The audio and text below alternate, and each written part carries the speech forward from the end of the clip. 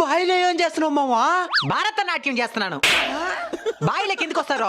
ఒకటి నీళ్ళు తాగేదానికి వస్తారు, లేదంటే సచ్చేదానికి వస్తారు. నీళ్లు మాత్రం తాగొద్దు మావా. అంటే సావమంటావు? అట్ట కాదు మావా, ఆ నీళ్లు క్లీన్ గా లేదు మావా. ఓ అదే, పైనుండే నీళ్ళు తోసేనాం అనుకో, కింద నుంచి క్లీన్ గా ఉండే వాటర్ పైకి వస్తాయి, దాన్ని తాగొచ్చు. అయితే నాకు కూడా దాహంగా ఉంది మావా. మరి రా తాగదు. వస్తున్నా. ఎవడ్రమ్మా బాయి కాడా? ఈ బాయి ఓనర్ వస్తున్నాడు మావా.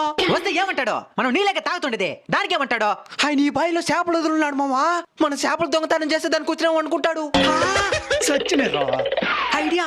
ఊపిరి వీగి పెట్టి నీళ్ళలో దాగుకునేద్దాం, అవి నిలిపిన తర్వాత లేద్దాం. ఎవడు లేదులే, ఉంటే సచ్చునుంటాడు.